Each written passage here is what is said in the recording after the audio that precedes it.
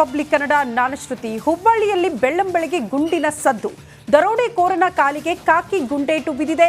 Notorious ದರೋಡೆಕೋರನ ಕಾಲಿಗೆ fire ಮಾಡಲಾಗಿದೆ. ಹುಬ್ಬಳ್ಳಿಯ ಉಪನಗರ ಪೊಲೀಸರಿಂದ ಫೈರಿಂಗ್ ಆಗಿದೆ. ಪೊಲೀಸರ ಮೇಲೆ ಹಲ್ಲೆಗೆ ಯತ್ನ ಮಾಡಿರುವ ಆರೋಪಿ ತಪ್ಪಿಸಿಕೊಳ್ಳುವ ವೇಳೆ ಆರೋಪಿ ಕಾಲಿಗೆ ಗುಂಡೇಟು ತಗಲಿದೆ. ಪೊಲೀಸರು ತಮ್ಮ ಆತ್ಮರಕ್ಷಣೆಗಾಗಿ ಮತ್ತೊಂದು ಕಡೆ ಆತನ ಬಂಧನದ ಸಮಯದಲ್ಲೇ ಆತ ಪರಾರಿಯಾಗುವುದು ಪ್ರಯತ್ನ ಪಟ್ಟ, ಹಾಗಾಗಿ ಪೊಲೀಸರು ಫೈರ್ ಮಾಡಿದ್ದಾರೆ. ಆರೋಪಿಯ ಕಾಲಿಗೆ ಗುಂಡೇಟು ತಗುಲಿದೆ ಅನ್ನೋದರ ಡೀಟೇಲ್ ಸಿಗ್ತಾ ಇದೆ. ಹಾಗಾಗಿ ಹುಬ್ಬಳ್ಳಿಯಲ್ಲಿ ಬೆಳ್ಳಂಬೆಳಿಗ್ಗೆ ಗುಂಡಿನ ಸದ್ದು ಕೇಳೋದಕ್ಕೆ ಸಿಕ್ಕಿದೆ. ನೋಡಿ, ಈತನೇ ಆರೋಪಿ. ತಪ್ಪಿಸ್ಕೊಳ್ಳೋದಕ್ಕೆ ಪ್ರಯತ್ನ ಆಯಿತು. ಪೊಲೀಸರು ಆತನನ್ನ ಬಂಧಿಸಲೇಬೇಕು ಅನ್ನೋ ಕಾರಣಕ್ಕೆ ಗುಂಡು ಹಾರಿಸಿದ್ರು. ಆತನ ಕಾಲಿಗೆ ಗಾಯವಾಗಿದೆ. ಈ ಬಗ್ಗೆ ಮತ್ತಷ್ಟು ಡೀಟೇಲ್ಸ್ ಅನ್ನ ಕೊಡ್ತಾ ಹೋಗ್ತಾರೆ ನಮ್ಮ ಪ್ರತಿನಿಧಿ ಪ್ರಕಾಶ್ ಹಿರೇಮಠ ದೂರವಾಣಿ ಸಂಪರ್ಕದಲ್ಲಿ. ಪ್ರಕಾಶ್, ಈ ಘಟನೆ ಕುರಿತಂತೆ ಮತ್ತಷ್ಟು ಡೀಟೇಲ್ಸ್ ಅನ್ನ ಕೊಡ್ತಾ ಹೋಗೋದಾದ್ರೆ. ಎಸ್ ಶ್ರುತಿ, ಬೆಳಗ್ಗೆ ಏನು ಅಂದ್ರೆ ಹುಬ್ಬಳ್ಳಿ ಧಾರವಾಡ ಪೊಲೀಸ್ ಇಲಾಖೆಯಿಂದ ಗುಂಡಿನ ಸದ್ದಾಗಿರ್ತಕ್ಕಂಥದ್ದು. ಪ್ರಮುಖವಾಗಿ ನಟೋರಿಯಸ್ ಅಂದ್ರೆ ದರೋಡೆಕೋರ ಏನಿದ್ದಾನೆ ಅರುಣ್ ಅಂತಕ್ಕಂಥ ಈ ನಟೋರಿಯಸ್ ನ ಕಾಲಿಗೆ ಗುಂಡು ಹಾಕಿರ್ತಕ್ಕಂಥದ್ದು. ಪ್ರಮುಖವಾಗಿ ಏನಂದ್ರೆ ಈತ 12ಕ್ಕೂ ಹೆಚ್ಚು ಪ್ರಕರಣಗಳಲ್ಲಿ ದರೋಡೆ ಇರ್ಬೋದು, ವೇಶ್ಯಾವಾಟಿಕೆ ದಂಧೆ ಇರ್ಬೋದು, ಹಲವಾರು ಪ್ರಕರಣಗಳಲ್ಲಿ ಈತ ಭಾಗಿಯಾಗಿದ್ದ. ಜೊತೆಗೆ ಇವತ್ತು ಬೆಳಗ್ಗೆ ಏನು MTS ಕಾಲೋನಿಯ ಒಂದು ಮೈದಾನದಲ್ಲಿ ಅಂದ್ರೆ ಆತ ಪೊಲೀಸರ ಮೇಲೆ ಹಲ್ಲೆ ಮಾಡೋಕೆ ಮುಂದಾಗಿರ್ತಾನೆ. ಉಪನಗರ ಪೊಲೀಸರ ಸಿಬ್ಬಂದಿಗಳ ಮೇಲೆ ಹಲ್ಲೆ ಮಾಡೋಕೆ ಮುಂದಾಗಿರ್ತಾನೆ. ಈ ಸಂದರ್ಭ ಪೊಲೀಸ್ ಅಧಿಕಾರಿಗಳು ಅವನ ಕಾಲಿಗೆ ಗುಂಡೇಟನ್ನ ಹಾಕುವ ಮೂಲಕ ಒಂದ್ ಕಡೆ ಪುಡಿ ರೌಡಿಗಳಿಗಿರ್ಬೋದು, ಅದೇ ರೀತಿ ರೌಡಿ ಶೀಟರ್ಗಳಿಗೆ ಮತ್ತಷ್ಟು ನಡುಕನ್ನ ಹುಟ್ಟುವಂತೆ ಮಾಡಿರುವಂತದ್ದು ಶ್ರುತಿ. ಮೊನ್ನೆ ಅಷ್ಟೇ ಅಂದ್ರೆ ಇತ್ತೀಚೆಗೆ ಒಬ್ಬ ನಟೋರಿಯಸ್ ಕಾಲಿಗೆ ಗುಂಡೇಟನ್ನ ಹಾಕುವ ಮೂಲಕ ಸಾಕಷ್ಟು ಒಂದು ಪೊಲೀಸ್ ಇಲಾಖೆ ರೌಡಿ ಶೀಟರ್ಗಳಿಗೆ ಒಂದು ಎಚ್ಚರಿಕೆಯನ್ನ ರವಾನೆ ಮಾಡಿತ್ತು. ಇವತ್ತು ಕೂಡ ಬೆಳಗ್ಗೆ ಅದೇ ರೀತಿ ದರೋಡೆಕೋರನ ಮೇಲೆ ಒಂದು ಗುಂಡನ್ನು ಹಾಕುವ ಮೂಲಕ ಅವನ ಕಾಲಿಗೆ ಗುಂಡೇಟನ್ನು ಹಾಕುವ ಮೂಲಕ ಮತ್ತಷ್ಟು ಒಂದು ಪೊಲೀಸ್ ಇಲಾಖೆ ಸಾಕಷ್ಟು ಒಂದು ರೌಡಿ ಶೀಟರ್ಗಳಿಗಿರ್ಬೋದು, ಅದೇ ರೀತಿ ಈ ರೀತಿ ದರೋಡೆಕೋರಿಗೆ ಒಂದು ಎಚ್ಚರಿಕೆ ಗಂಟೆಯನ್ನ ಕೊಟ್ಟಿರ್ತಕ್ಕಂಥದ್ದು ಶ್ರುತಿ. ಓಕೆ ಪ್ರಕಾಶ್, ಧನ್ಯವಾದಗಳು ತಮ್ಮೆಲ್ಲ ಮಾಹಿತಿಗೆ. ನಮ್ಮ ಮೆಟ್ರೋ ಮತ್ತೆ ಸುದ್ದಿಯಲ್ಲಿದೆ. ಕಾರಣ ಭದ್ರತಾ ಲೋಪ ವಿಚಾರಕ್ಕೆ ಸಂಬಂಧಪಟ್ಟಂತೆ ಸುದ್ದಿ ಆಗ್ತಾ ಇದೆ. ಮೆಟ್ರೋ ಟ್ರ್ಯಾಕ್ಗೆ ಜಿಗಿದಿದೆ ಮಗು. ಮೆಟ್ರೋ ಟ್ರ್ಯಾಕ್ಗೆ ಜಿಗಿದ 4 ವರ್ಷದ ಮಗು.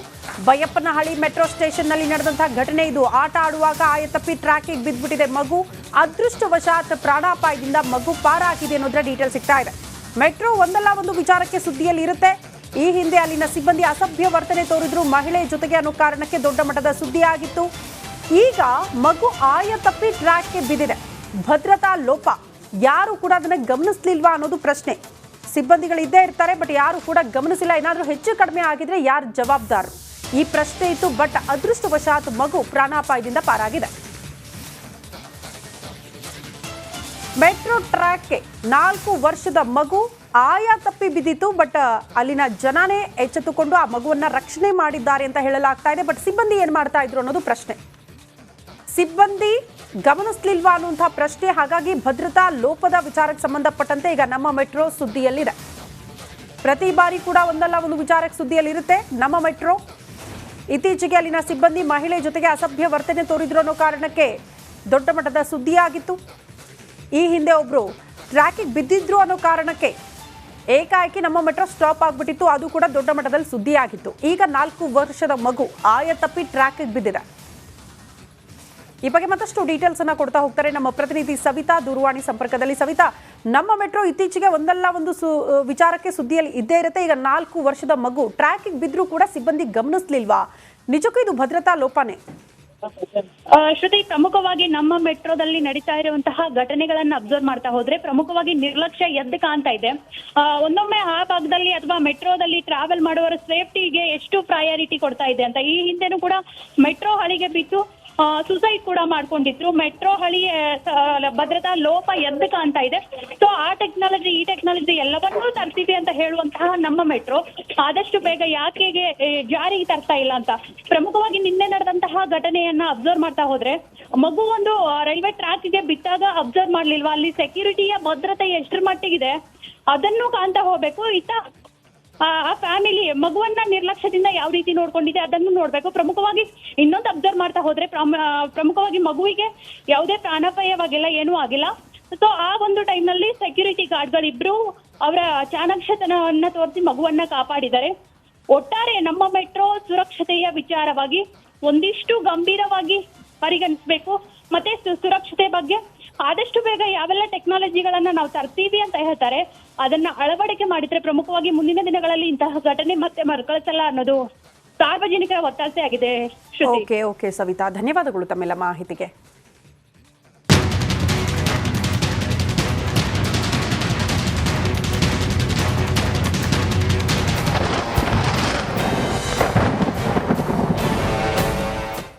ರಾಜ್ಯದಲ್ಲೂ ಕೂಡ ಬಹುತೇಕ ಜಿಲ್ಲೆಗಳಲ್ಲಿ ಮಳೆಯಿಂದ ಸಾಕಷ್ಟು ಅವಾಂತರಗಳು ಸೃಷ್ಟಿಯಾಗ್ತಾ ಇದೆ. ಅದರಲ್ಲಿ ಕೊಡಗಿನಲ್ಲಿ ಮೈದುಂಬಿ ಹರಿತಾ ಇದೆ ಕಾವೇರಿ ನದಿ. ನೀರಿನ ಸೆಳೆತಕ್ಕೆ ಕೊಚ್ಚಿ ಹೋಗಿದೆ ರಸ್ತೆ. ಮಡಿಕೇರಿ ನಾಪೋಕ್ಲು ರಸ್ತೆ ಸಂಪೂರ್ಣ ಹಾನಿಯಾಗಿದೆ. ರಸ್ತೆಯ ಮೇಲೆ 4 ಅಡಿಯಷ್ಟು ಕಾವೇರಿ ನದಿ ನೀರು ಹರಿತಾ ಇದೆ. ಭರದಿಂದ ನಡೀತಾ ಇದೆ ರಸ್ತೆ ದುರಸ್ತಿಯ ಕಾರ್ಯ. ಕಾರಣ ಸಾಕಷ್ಟು ಜನ ಅದೇ ರಸ್ತೆ ಮಾರ್ಗವಾಗಿ ಓಡಾಡ್ತಿರ್ತಾರೆ. ಹಾಗಾಗಿ ಆದಷ್ಟು ಬೇಗ ಅದನ್ನ ಸರಿಪಡಿಸೋ ಕೆಲಸ ಸಿಬ್ಬಂದಿಯಿಂದ ಆಗ್ತಾ ಇದೆ ಅನ್ನೋದ್ರ ಡೀಟೇಲ್ ಸಿಗ್ತಾ ಇದೆ.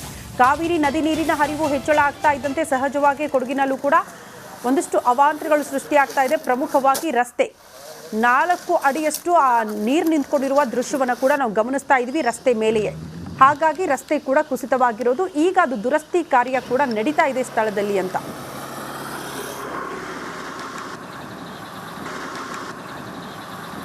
ಧಾರಾಕಾರ ಮಳೆಯಿಂದಾಗಿ ಕೊಡಗು ಜಿಲ್ಲೆಯಲ್ಲಿ ಕಾವೇರಿ ನದಿ ಮೈದುಂಬಿ ಹರಿತಾ ಇದೆ.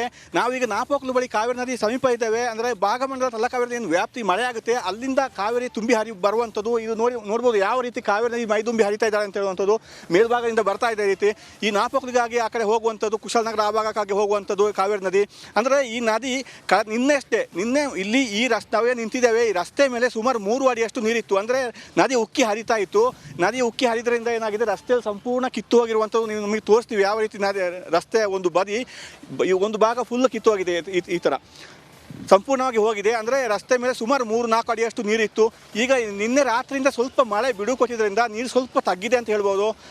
ಮತ್ತೆ ಮಳೆ ಹೆಚ್ಚಾಗುವ ಒಂದು ಸಾಧ್ಯತೆ ಕೂಡ ಇದೆ. ಹವಾಮಾನ ಇಲಾಖೆ ಮುನ್ಸೂಚನೆಯನ್ನು ಕೂಡ ಕೊಟ್ಟಿದೆ. ಮತ್ತೆ ಮಳೆ ಹೆಚ್ಚಾದರೆ ಇದೇ ರೀತಿ ನೀರು ರಸ್ತೆ ಮೇಲೆ ನುಗ್ಗುವಂಥ ಸಾಧ್ಯತೆ ಇದೆ. ನಿನ್ನೆ ಮೊನ್ನೆ 2 ದಿವಸ ಇಲ್ಲಿ ರಸ್ತೆ ಸಂಪರ್ಕ ಕೂಡ ಕಡಿತವಾಗಿತ್ತು. ಈಗ ನಮ್ಮ ನೀರು ತಗ್ಗಿದ್ರಿಂದ ರಸ್ತೆ ಸಂಪರ್ಕ ಈಗ ಸುಗಮವಾಗಿ ಸಾಗ್ತಾ ಇದೆ. ಒಟ್ಟಾರೆ ಹೇಳಬೇಕಾದ್ರೆ ಕೊಡಗು ಜಿಲ್ಲೆಯಾದ್ಯಂತ ಈ ಕಾವೇರಿ ನದಿ ಎಲ್ಲಿ ಹರಿಯುತ್ತೆ ಅಲ್ಲೆಲ್ಲ ಪ್ರವಾಹ ಉಂಟಾಗಿದೆ. ಕೃಷಿ ಭೂಮಿಗಳಿಗೆ ಕೂಡ ನೀರು ನುಗ್ಗಿದೆ. ಸಾಕಷ್ಟು ಅನಾಹುತಗಳು ಸಂಭವಿಸಿರುವಂಥದ್ದು. ಮತ್ತು ಈ ಮಳೆ ಹೆಚ್ಚಾದರೆ ಮತ್ತಷ್ಟು ಅನಾಹುತಗಳು ಸಂಭವಿಸುವ ಸಾಧ್ಯತೆ ಕಂಡು ಬರ್ತಾ ಇದೆ. ಕ್ಯಾಮರಾ ಪರ್ಸನ್ ದಿವಾಕರ್ ಜೊತೆ ಅನುಕಾರ್ಯಪ್ಪ, ರಿಪಬ್ಲಿಕ್ ಕನ್ನಡ, ಕೊಡಗು. ಇನ್ನು ಚಿಕ್ಕಮಗಳೂರಲ್ಲೂ ಕೂಡ ಮಳೆ ಅವಾಂತರ ನಿಂತಿಲ್ಲ. ಮಳೆಯ ಆರ್ಭಟಕ್ಕೆ ಭಾರೀ ಪ್ರಮಾಣದಲ್ಲಿ ಭೂಕುಸಿತ ಉಂಟಾಗಿದೆ. ಕೊಪ್ಪದ ಬಸರಿಗಟ್ಟೆ ಚನ್ನಕಲ್ಲು ಗ್ರಾಮದಲ್ಲಿ ಈ ಘಟನೆ ನಡೆದಿದೆ. ನಾಗರಾಜ್ ಎಂಬಾತನ ಮನೆ ಮುಂದೆ ಭೂಕುಸಿತ ಉಂಟಾಗಿದೆ. 300 ಅಡಿಯಷ್ಟು ದೂರಕ್ಕೆ ಜರಿದಿದೆ ಮಣ್ಣು. ಕುಸಿತದ ರಭಸಕ್ಕೆ ಮನೆ ಗೋಡೆಗಳಲ್ಲಿ ಬಿರುಕು ಕಾಣಿಸ್ಕೊಂಡಿದೆಯಂತೆ. ಮಳೆ ಹೆಚ್ಚಾದಂತೆ ಮನೆಯ ಮುಂಭಾಗ ಕೂಡ ಮತ್ತಷ್ಟು ಧರೆ ಕುಸಿತ ಆಗುವಂತ ಆತಂಕ. ಈಗ ಆಲ್ರೆಡಿ ಧರೆ ಕುಸಿತ ಮೇಲಿಂದ ಮೇಲೆ ಆಗ್ತಾ ಇರೋದ್ರಿಂದ ಸಹಜವಾಗಿ ಆತಂಕದಲ್ಲಿದ್ದಾರೆ ಜನ. ಮಳೆಯ ಪ್ರಮಾಣ ಹೆಚ್ಚಾದ್ರೆ ಇನ್ನಷ್ಟು ಕುಸಿಯುವ ಭೀತಿ ಜನರಲ್ಲಿ ಮನೆ ಮಾಡಿದೆ. ಭೂಕುಸಿತ, ಗುಡ್ಡ ಕುಸಿತ ಕಾಮನ್ ಅನ್ನೋ ರೀತಿಯಲ್ಲಿ ಕಾಣಿಸ್ತಾ ಇದೆ ನೋಡಿ. ಶಾಲೆಗೆ ಹೋಗಿರುವಂತಹ ಮಕ್ಕಳು ಕೂಡ ಆತಂಕದಲ್ಲಿದ್ದಾರೆ.